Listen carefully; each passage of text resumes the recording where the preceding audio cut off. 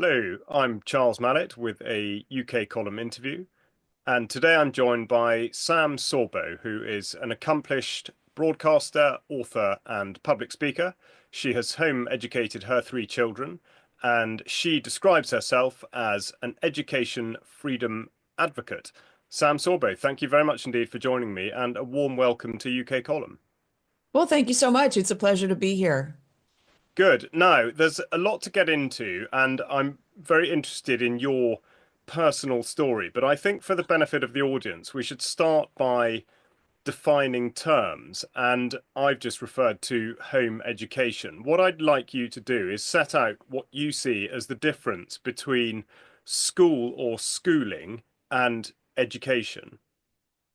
Well, you just picked the $60 million question. That is the question that faces us today is what is education and how does that differ from schooling? And so, of course, I grew up in the United States, so all of my experience pretty much is relevant to the United States, although I did attend school in Sweden for a year. I went to high school, my senior year of high school in Sweden. Um, so let's talk about, and by the way, I just want to say that defining terms is something that is a debate sort of technique, and it's not something that we take very seriously in the United States too often. And so I'm often, encouraging people to get down to brass tacks and define their terms. So, what do we mean by education? What we ought to be meaning by education is raising a child to adulthood to be a valuable member of society and family, right? Community. And that's not the way that the school defines education. The school defines education as college prep and career readiness. And I'm making broad strokes. Of course, individuals have their own little definitions and stuff, but I try to go more broad because we're talking to a large audience. And so these are the broad strokes of what we're talking about. And I say that schools school, but they don't educate. Why? Because the school doesn't teach a child how to be an adult. In fact, to the extent now that we have a new word, it's a verb, adulting, to adult. As in, I don't know how to do this. Oh, I guess I'm adulting now because I had to pay my first car payment or I had to sign a lease for my new apartment or whatever.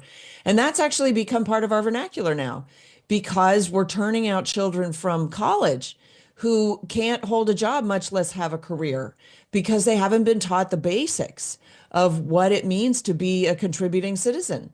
And and not even the basics here in the United States of what citizenship really entails. They can't define rule of law. They don't understand the Constitution or the amendments to the Constitution or how government works.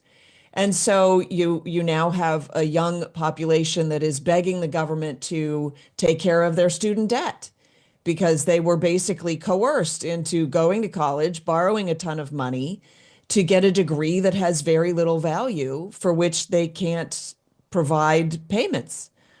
So I hope that goes a little way to answer your question. I don't want to get too long-winded. No problem with that at all. But no, I think what you've done there is encapsulate what almost everybody in our UK column audience who lives in what we are told is the developed world will be looking at the younger generation and thinking. So I think you've articulated that absolutely brilliantly.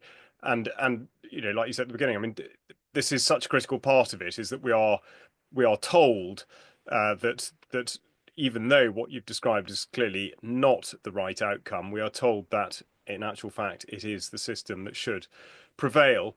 To go back, therefore, now that we have done what what we've described as defining terms, you've referred a little bit to your time in Sweden, but you have experienced home education via what you've done with your own children and indeed your sort of career now. But for you, growing up and going through that experience, what was your feeling on that at the time, and then with the benefit of hindsight? Well, I hated school, and I was a good student. I was near the top of my class. I was gifted. I was advanced. I hated every moment of it. I probably had the most truancy of any of the children in school because my mother would write me notes for staying home because I just didn't feel like going to school that day. I found school to be terribly boring. And I fear, and I'm convinced that a lot of children find school to be boring or frustrating, or at least unsatisfying. And yet, we insist on sending our children back into that system because somehow the system has convinced us that we're the outliers. Everybody else loves it. And of course, that's not true. But we think somehow that, well, the system clearly didn't work for me because I'm incapable of educating my own children. But it's going to work for my kids, even though it's much worse now than it was when I went to school. And unfortunately, that's really a logic pretzel that you're never going to unravel. It makes no sense. And we ought to be ashamed for allowing ourselves to go through those mental gymnastics, especially when it comes to sacrificing our children, which is what we're doing. We're sacrificing our children. A typical school career from K through 12 in the United States, anyway, is about 16,000 hours. I imagine it's roughly the same over in your neck of the woods. And that's 16,000 hours you'll never get back. Yeah. That you submit your child to a system. And by the way, I don't know of any other culture that institutionalizes healthy children. We are robbing children of their childhoods, and we're almost gleefully doing so. It's as if we hate them, as if we're jealous of them for having childhood and being innocent. We're robbing them of their innocence and their childhoods. We send them to school and then we give them homework when they get home from school. You will not have playtime, you silly child. Shame on you for even wanting to play. And now we have a researcher who is making great inroads, Jonathan Haidt, who's talking about how we sacrificed the play-based childhoods and replaced them with phone-based childhoods. And I agree that we've given children phones too early, but we sacrificed play-based childhoods, full stop.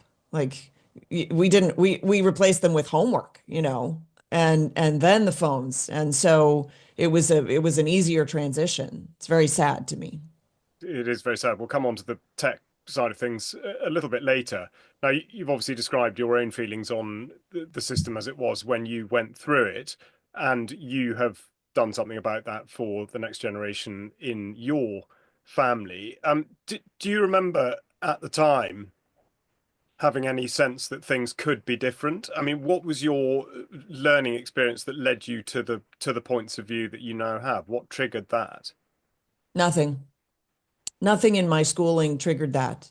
The only thing well, okay, I'll tell you the genesis if we want to go back that far. So I attended Duke University and I was studying biomedical engineering, and I was working on an ulcer because the pressure was on me to earn money. And I was the fourth of four girls from a single mother.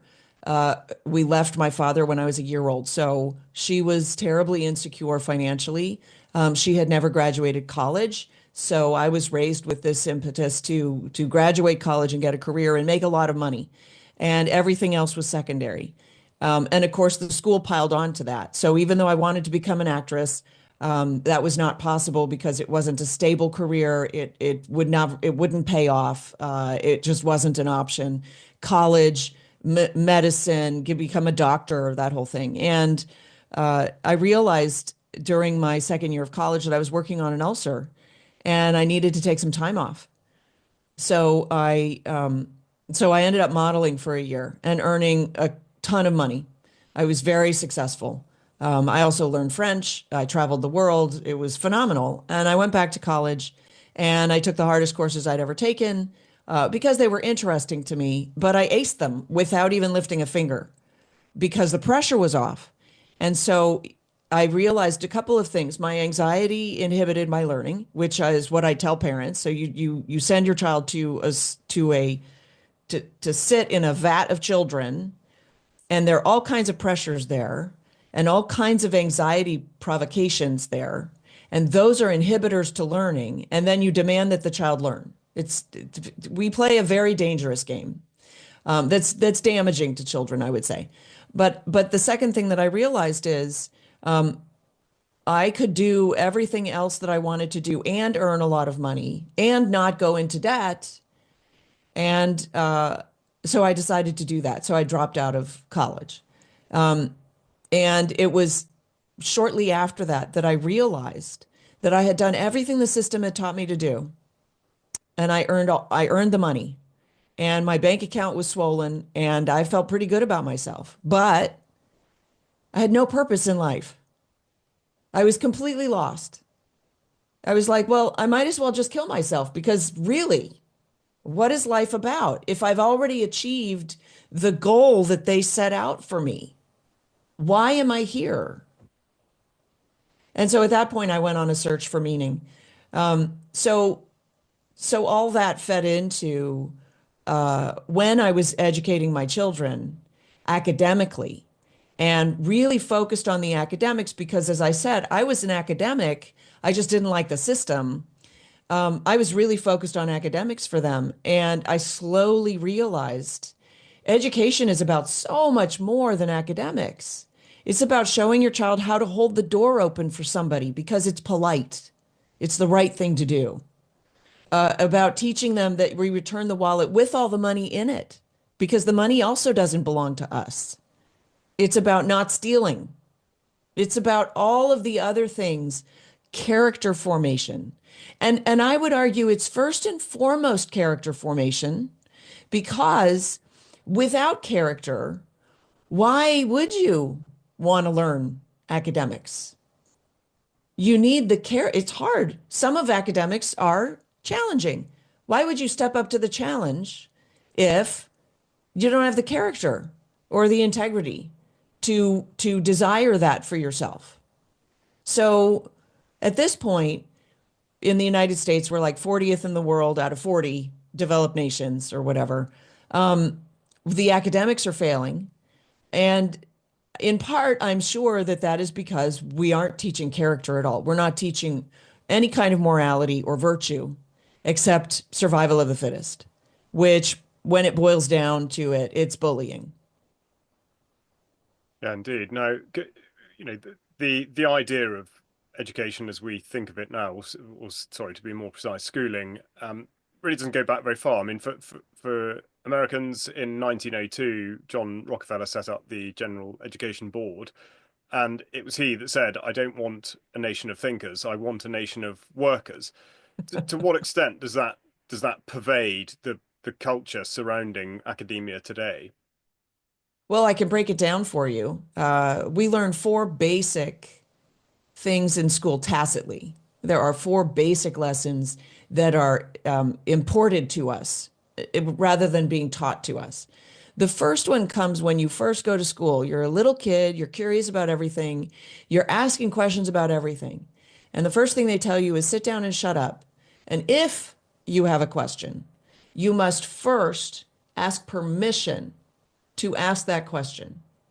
That is anti-learning. It's anti-child. It's a barrier to entry. You must you must cause attention on yourself. You have to draw attention to how dumb you are that you have a question. It's intimidation. And so that lesson is don't ask. Don't ask questions. The second lesson is don't read. The teacher read the book. She's going to tell you what's in it. Just sit there and imbibe what she is giving you, like a baby bird. Just let her feed you. So don't read. Don't try because failure's bad. Failure is the worst. You get the red letter F, the class laughs at you, the teacher makes fun of you because you failed. So don't try. Okay. And then the last one is don't think. Just put on the test what the teacher told you the answers were and don't challenge the teacher because she's the teacher, she's the authority. And so those are the four basic foundational elements that we learn that we just by rote we learn them in school. Don't try, don't think, don't read, and don't ask. And all of those are anti-education, which is sort of at its core, at least, the search for understanding. And it all begins with a question, a quest for knowledge, right? It starts with a question, and those four questions are never to be uttered in the classroom. basically. And then, of course, you have the teacher that says, no question, there are no stupid questions, which, of course, we all know right on the surface, that's a lie. So why is she lying to us? Because, of course, there's a stupid question. You could ask me right now what the weather is here. It's kind of a stupid question. Nobody cares what the weather is outside my closed window, right? And so, we have to stop lying to ourselves that what is happening in our schools passes for education. Now, let me just add the caveat. I don't go after teachers. I think teachers, by and large, many teachers, maybe most teachers, are fabulous people who really just want to teach children. They just really love to impart knowledge to kids. And then there are the bad teachers also. But it's the system, right? The system tells the child to sit down and shut up. The system tells the child that the teacher is the authority, the teacher is the spigot of knowledge, and creates a dependency in the child for a teacher so that when you hit a roadblock in life and you're like, I don't know how to solve this, and there's no way for me to know because there's no teacher that I can ask how to solve this problem. So we create a nation of people who can't think outside the box. They've been institutionalized for 13 plus years, and they don't know how to problem solve because they've never actually been hit with a problem. They've been hit with questions and answers. So the whole system is the issue. And you brought up Rockefeller, and there were plenty of others who saw the system as a way of co-opting the citizens of the nation to create workers and consumers. And unfortunately, the whole, economy runs on the backs of these workers and consumers. But we're going to grind to, I won't say we're going to grind to a halt, but we will start grinding down if we don't create some problem solvers. Yeah, indeed. No, and well, I think you make a really pertinent distinction there between the system and the teacher. I'm sure the majority of people listening to this will have experienced formal education at some point, and therefore will be able to think of people who were within that system who genuinely seem to be acting for their benefit, for the good. So I think there's a point very well made. Concentrating on the system and what it does bring about, and I like your take on this. In the United Kingdom, there is still a stigma attached to the idea of home education. Now, this is either cultural, you see it in films or television series, the people that are involved in home education are a bit odd, or that's where the trouble starts, or these sorts of tropes. And in legislation now, we have many references to home education being, in effect, the domain of troubled children. It's as though Hmm. they are not resilient enough to go into the Right. state education system. Is this a similar thing in the States, or how does this manifest?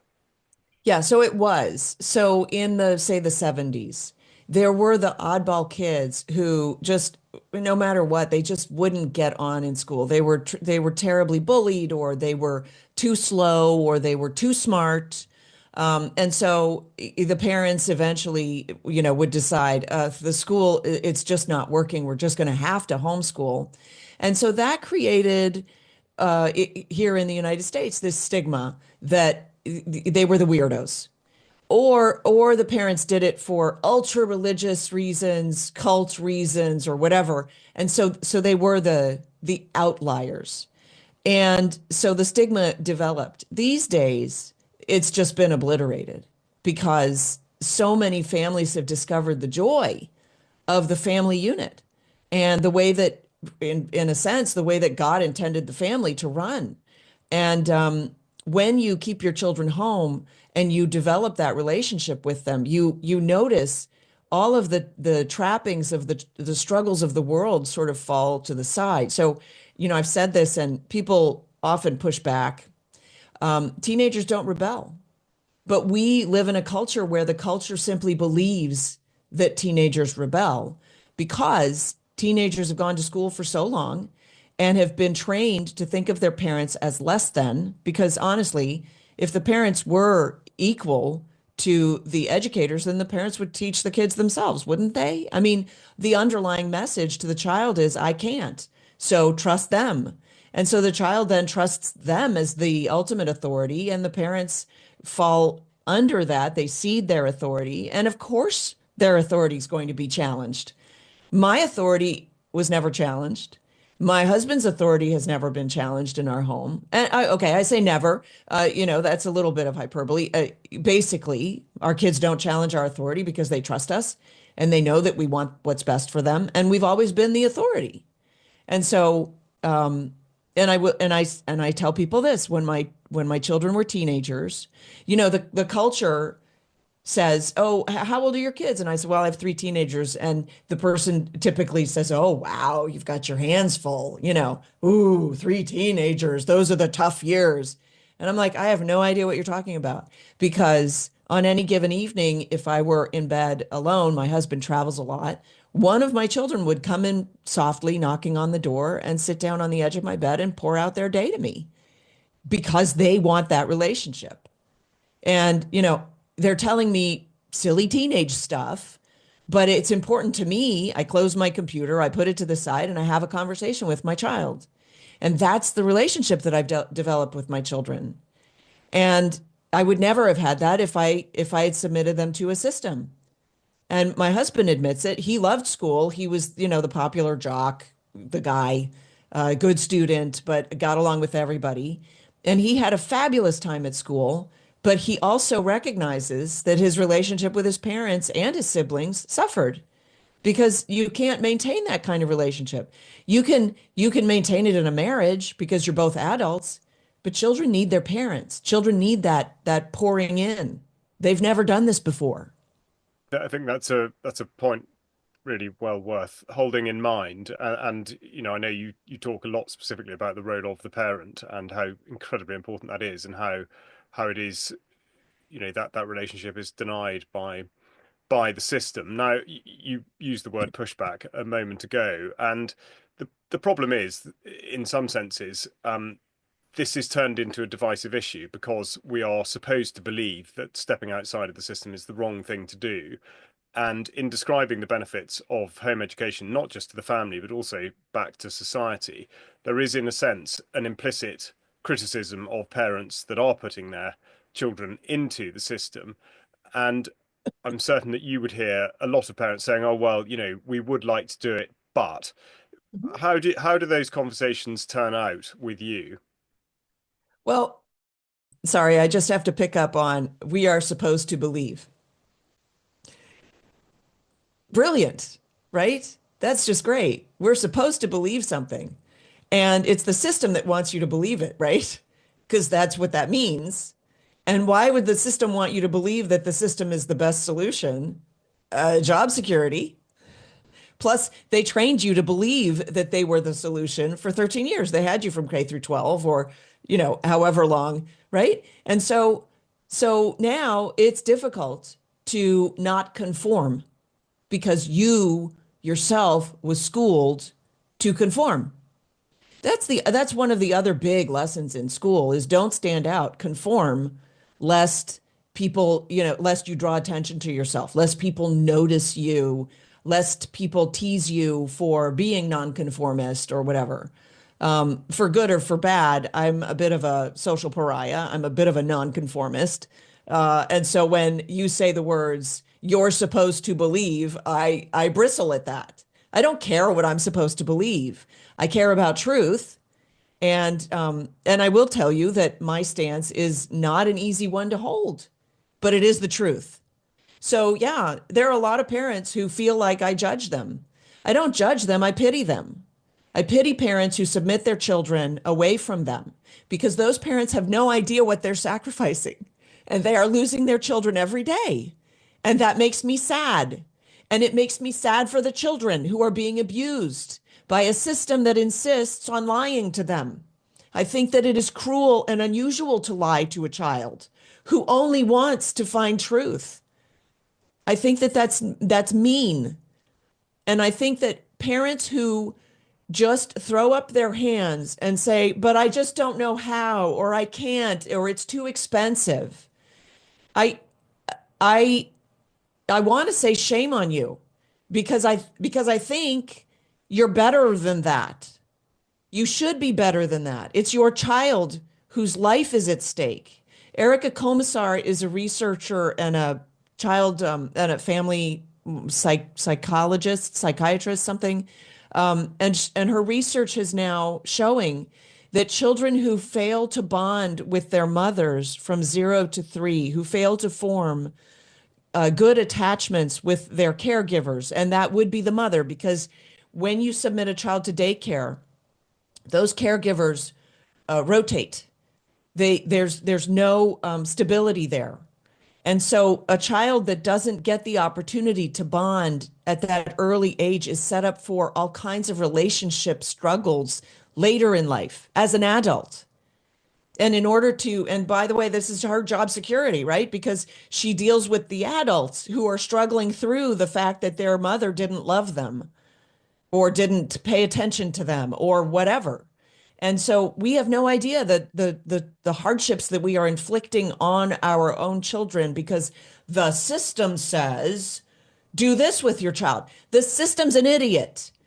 This education system, school system that we've had for 120 years, not longer. This system is the experiment. You're the guinea pig. I'm the guinea pig. Our children are the guinea pigs. Now they're the guinea pigs for gender reassignment therapies called healthcare. Shame on them. Our children should not be guinea pigs. Our role as parents, our primary role is to protect our children from the evildoers. And unfortunately, we are literally bringing our children to the slaughter. There's so many questions that we should really sort of tease out of that. I think the to describe the system as an idiot is going to be quote of the interview so far. I can't see anyone disagreeing with that. So well done on that one. In actual fact, it's very interesting. You're quite right to be sort of lit up by the suggestion that this is what we're supposed to believe. I say that very deliberately because it's so obvious that these sorts of messages are put out. And I'd be interested in your take on this. In 2020, when we went through the coronavirus charade and children were removed from schools, it was almost as though that was with the express intent of creating such trauma within the household in throwing people together at a moment's notice who were sort of ill prepared for it and were Yeah. convinced that actually they shouldn't be doing it and therefore they didn't want to be doing it. So almost the reaction to it was, okay, I thank goodness the schools are going to open again. I just want to get the children back onto the right track and all the rest of it. So I think from this side of the Atlantic, we're seeing a real push against a trend that is actually tending towards homeschooling. Are you seeing a similar thing, a sort of, in effect, a sort of a counter action to the homeschooling, home education trend, as it were? Okay, so I'm seeing both over here because homeschooling was so well established by the time they banned children from schools. And so there were two schools of thought. There were two camps. The parents who absolutely hated the quote homeschooling that they were doing, which was not homeschooling, and that's what I tell them. You were thrown into a pit of vipers and told that you were homeschooling, and that's not what you were doing. Uh, because and in fact I differ. So terms, right? I like to call it home education or home learning. I don't actually like to call it homeschooling because I don't want people to think it's school at home where the parent is the teacher with the finger at. Like I don't want them to get that image in their heads. Um, but I will say that homeschoolers doubled post COVID. So during COVID, it was like way high, and then it recalibrated a little bit when schools opened again. And it's kind of funny because when the schools closed, I was cheering, which is silly, right? But I was like, maybe parents will understand that the schools are no good for their children. But you're right. A lot of parents were like, I can't take my children anymore, which is so sad. Imagine being a child in that house and the parents are saying, well, I just can't wait till the school opens again and you can just go to school and be out of my hair. is it's so, I talked to a teacher years ago and I said, "Have you ever considered homeschooling?" She taught third grade and her children were roughly that age, those ages, around third grade. And she said, "Oh my gosh, I would kill my children by Wednesday if I homeschooled them." And I looked at her, I said, I didn't say this, but I thought, I wonder if the parents of the children in her class know that she speaks about her own children that way. And then there's the flip side. There are countless teachers who have left teaching because they refuse to put their children into that system, and principals who have left their jobs and or continue in their jobs but homeschool. And so, it's not enough to say, well, the system requires this of me, or the system is telling me that the system doesn't give a flip about your children. The system wants, okay, I'm trying to decide if so one thing that I say here in the States, because we have so many stories of it, is they want to have sex with your children. The system doesn't seem to have your child's best interests at heart. Let's put it that way. So why would you trust the system to tell you anything? The system's a dictator. I understand that parents out there have gone through the system and so they rely on the system, but they shouldn't. I'm here to wake them up and tell them the system doesn't want what's best for you and your child. The system wants to separate you from your child so that people can get at your child. Yeah. Yeah, I mean, I think that's again another point very well made, and what you've just alluded to is the incredible harm that that children can be put in the way of, or that is put in their way. Just a quick story. When COVID sort of hit and schools closed, a friend of mine sent me a video that his school had prepared for all the children in his very high level public elementary school. So in a very affluent area. Okay. So arguably this was the good school. This was the really good public school because that's where he sent his kid. And the video came over and it was maybe 40 minutes long. And it was a collection of short videos of all the teachers. And they all did this little video. "Hi, everybody. I'm home. This is my dog, Jack. I'm taking Jack for walks. Remember to wash your hands. Don't forget to wear your masks." All of these videos telling the children to do the things that the CDC recommended, whatever. And "I miss you and I can't wait to see you again." Not a single teacher out of 30 teachers or whatever, not a single teacher said, "Don't forget to look at your spelling words.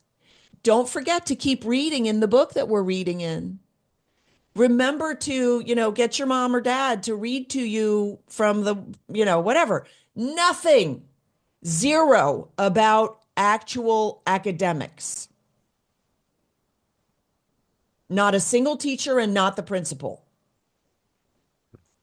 I rest my case. They are about classroom management, behavior management, and some of that is torturing children with homework or torturing children with lectures. But it's not about real life. Your relationship with your child is more important than trigonometry. And I'm a mathematician. I happen to love math. I tutored calculus. That is hard for me to say, but it's the truth. Yes, I mean the demise, or the continued push for the splintering of the relationship between the parent and the child, as you say, is desperately sad, and nonetheless that's what the system continues to push towards. Now, something I think you've just really hit upon there is how indoctrination is without doubt the weapon that leads to compliance and therefore the perpetuation of the state as it is. So, in effect, the decision to home educate is to, well, let's put this as a question, sorry, is it to set the child on a different pathway? And how does one view that as a parent, in thinking, okay, if I remove a child from the system, in terms of education, schooling, and do this on in a home context, what are the life opportunities for that child? How do you encourage parents to think about that? It's an interesting question, and I'm trying to sort of wrap around where you want to go with this. So let me start by saying this. Education is, to a certain degree, indoctrination. And by indoctrination, as we should define our terms, the indwelling of a doctrine into the child. What's a doctrine? A doctrine is a system of beliefs. It's a worldview. The doctrine in the schools today, and by the way, so I'm talking about America, right? We developed the schools.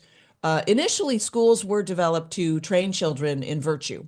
They were given Bible verses for copy work to train them in morality and basically teach them how to read, do some ciphering or math, and that was basically it. And they were run by communities, and parents paid the teacher themselves, basically, because that seemed like a good way for community to serve the children and the families, getting a little bit of information into the child and some good ethics into the child, because we needed responsible citizens, because this country is made for a morally principled people, and nothing less will do, right? Then in the 60s, the pundits or the educators or whoever, the zealots came and said, hey, education is not indoctrination. It's not about doctrine. It's about academics. Get your Bibles out of the schools. And so we did. And then we got prayer out of the schools. And then education was all about academics. Now it's no longer about academics. In the state of Oregon, you will be graduated unable to read or do math. That's perfectly acceptable now. So it's clearly not about academics. In fact, in the state of New Jersey, this past January, they passed a new law that teachers did not have to be accredited or pass an exam to teach. So what are the teachers teaching? They're teaching doctrine. So we've come full circle. The problem is that the doctrine is evil. The doctrine is not truthful. The doctrine is a very bad worldview.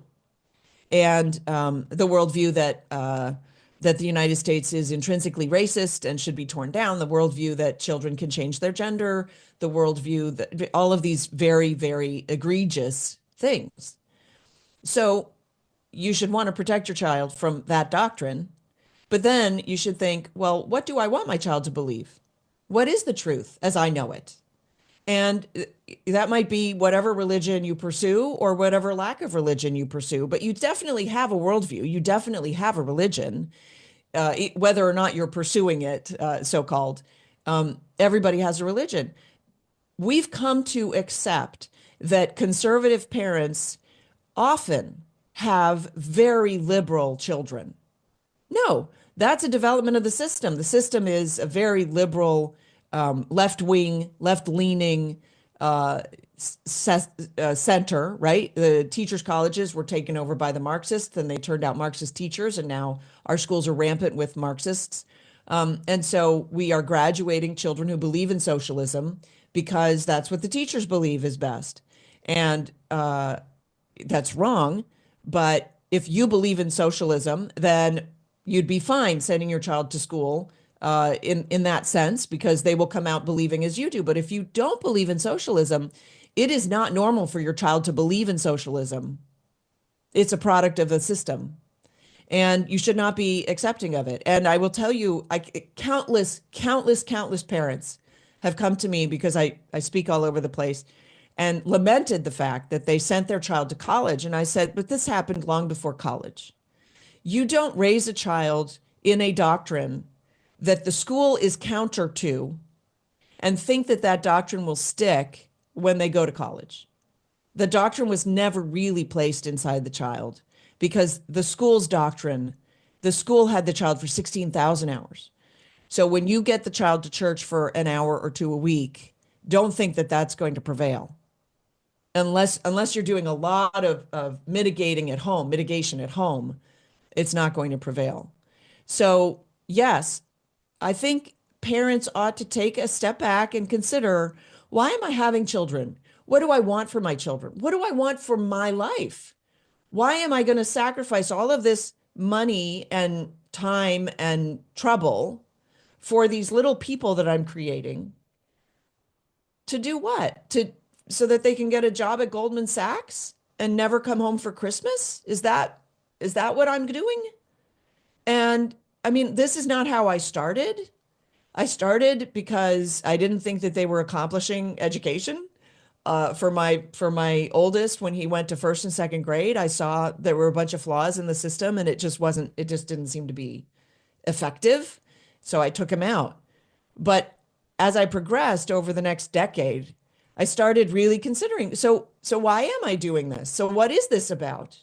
And I realized that I want my children to believe what I believe because what I believe is the truth, at least as far as I know, right? Otherwise, I won't believe it.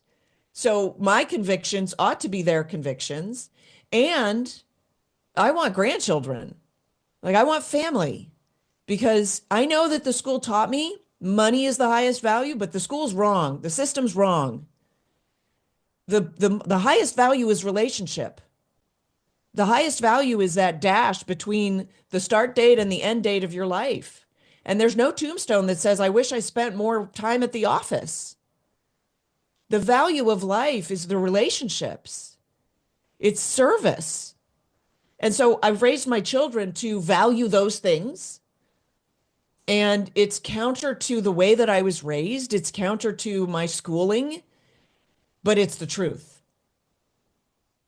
Yes, I mean, again, I can't see anybody disagreeing with that, and the the sort of passion underlying it, sort of incredible sort of rationale that you substantiate it with.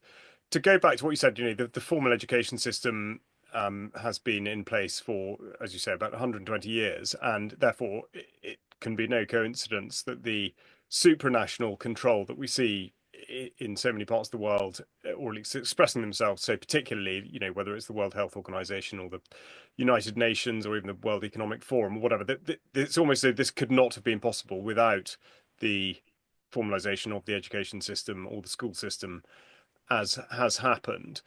But obviously there is another path, and that builds resilience, which of course is a great threat. The thing that you did allude to really early on that we haven't really talked about is sort of aside from all of this or enmeshed with all of this is the rise and rise and rise of technology, and now in particular artificial intelligence and social media and all these things. So insofar as you can remove children from the school system and you can provide that amazing uh, education within the home and have those relationships that you describe. What's your approach when it comes to technology? I know that's a big question, a big topic, but just sort of break it down whichever way suits. Yeah, it's a tough one. I don't recommend smartphones for children. I don't recommend tablets for children. Um, if I were doing this again today, I would avoid all the technology and certainly all of the um, entertainment media that's being produced today, because it's nearly, if it's not, it's very close to demonic. There is so much sexual proclivity or whatever that's rampant through all of entertainment. And so I would just be very, very careful. When I was raising my kids, they weren't allowed to watch live action Disney. And the thing is that I know that parents struggle with, well, but what if everybody else is doing it? What you do is you galvanize your children and you train them to understand why your rules are your rules. And what happens is they become proud that they have been singled out to be exceptional.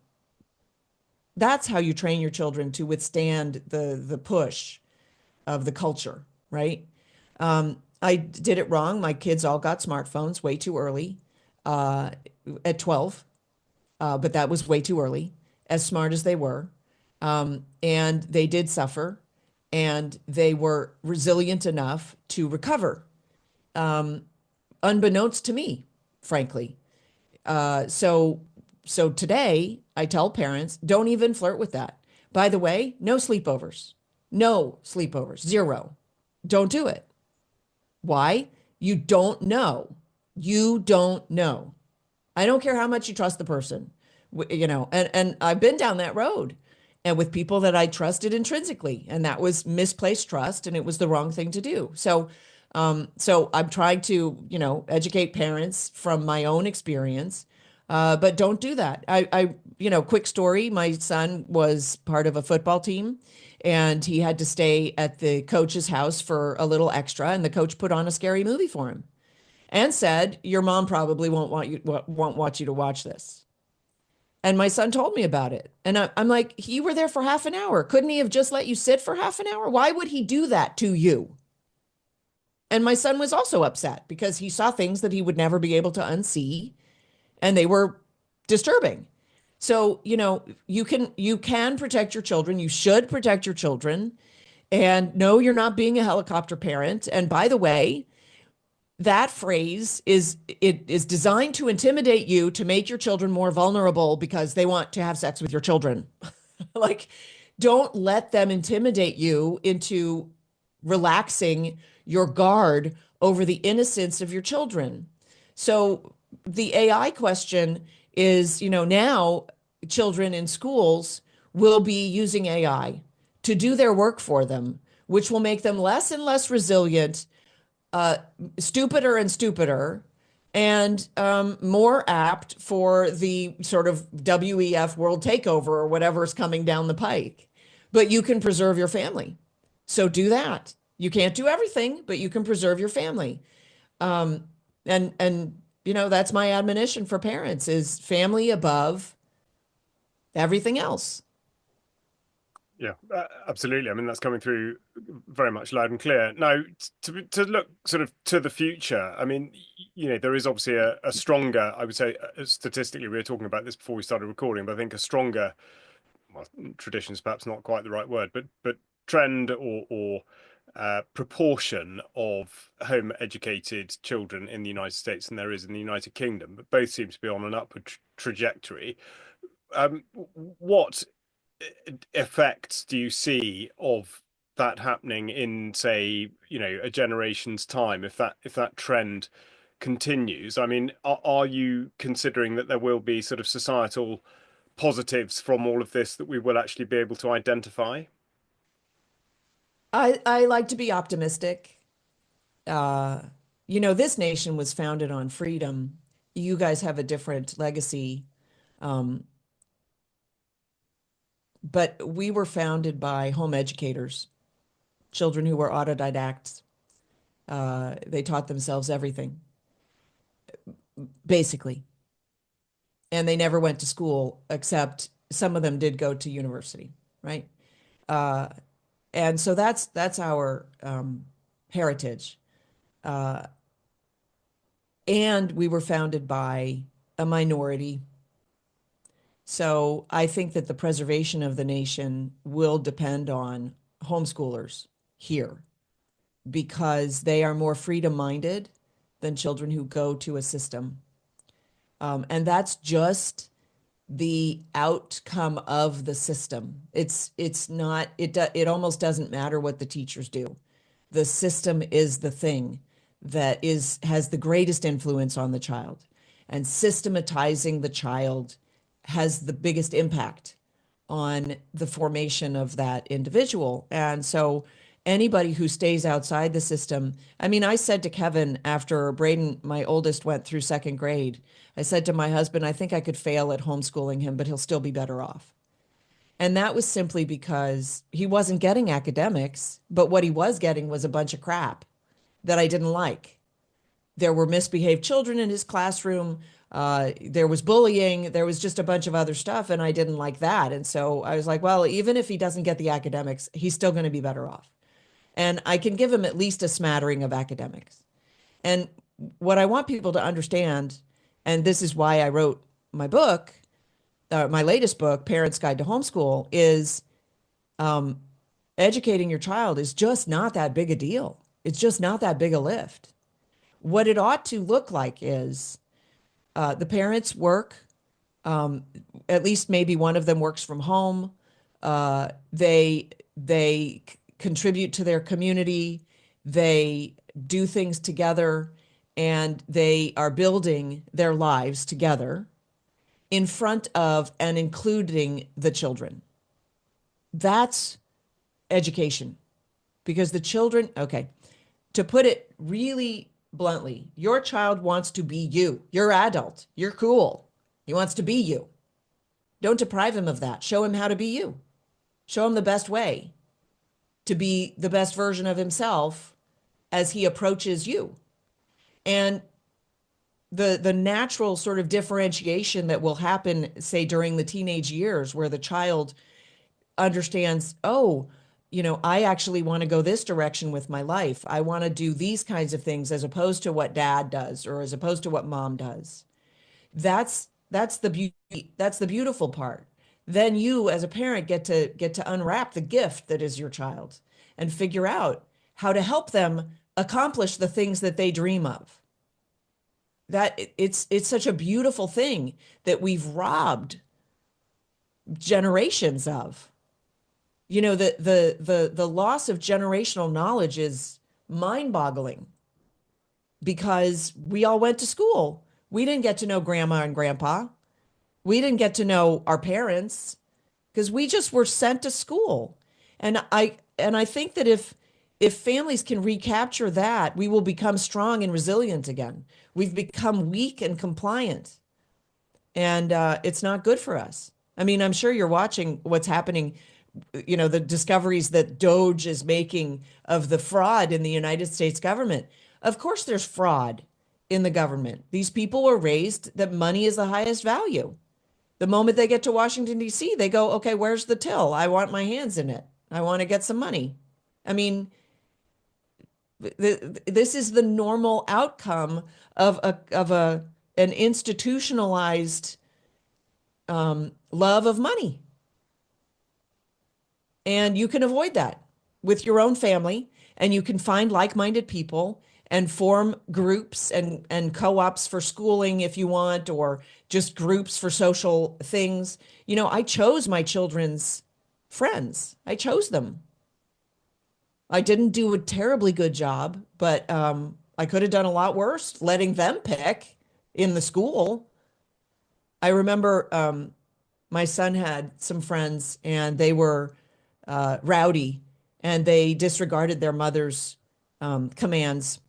And she was, she just asked them to keep it quiet, keep it down, stop making so much noise or whatever. And I finally said to my son, and by the way, I didn't do this with my other two children, but my son was very much a leader, my firstborn. And I said to him, listen, your friends there, they don't listen to their mother.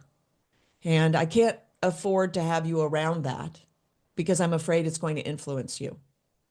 So when you're with them, if they don't listen to their mother, that will be the end of your time with them. And so my son made them behave. And I didn't have to suffer him, reacting against me because he got used to his friends reacting against their mother. It's an amazing story. It very much encapsulates the spirit of what you've Oh, been talking about. he used to bring home the youth group from church. Right. You would think these were well-behaved young people. They were not. And the girls dressed like tarts. And I said to him, these young women need to come to the house with clothing on, or they will not be welcome. Now, you have two choices. You can tell them, put some clothes on before you come to my mother's house, or I will stand at the door with extra large t-shirts to hand out to everybody. They came dressed, at least to my house, because you can have your own standards in the culture.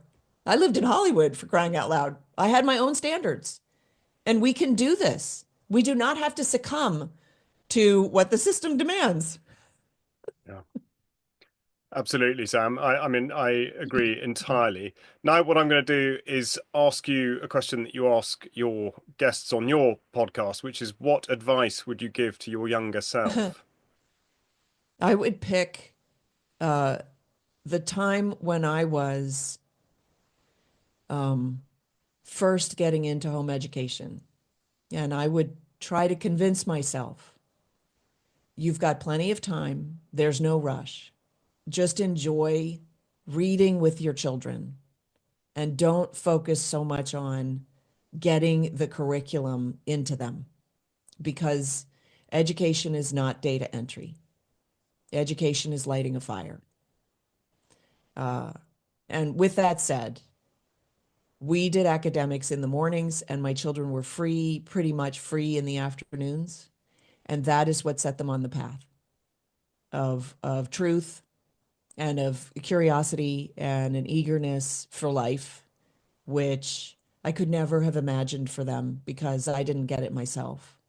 And I'm so blessed that we managed to accomplish at least that. Well, that's a terrific and poignant note to draw to a close on. Now, the audience will be very keen to find out where they can go to look at more of your work and find out what you're doing, and indeed to buy your book and look at all those sorts of things. Where should we direct people? sorbostudios.com.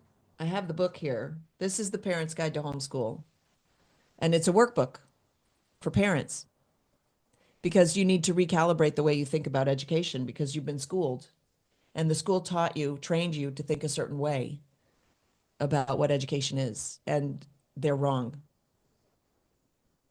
It's wrong. Absolutely. Well, terrific, Sam. Thank you very much. And we will put notes to, well, certainly a lot of the things you've referred to, as well as your book and Sorbo Studios. There'll be links to that, to those things in the notes for this interview. And before I let Sam go, I will just say that if you are a follower of UK Column and you are in a position to support what we do financially in order that we are able to continue to bring interviews like this to you, then please do consider making a donation or taking out a membership at ukcolumn.org. But otherwise, I will just say to Sam Sorbo, thank you very much indeed for an incredibly enlightening and astonishingly wide-ranging discussion about a subject that is obviously not just of incredible significance to you, but to societies across the world at large. It's been a real pleasure talking to you. Thank you so much. Thank you so much for having me.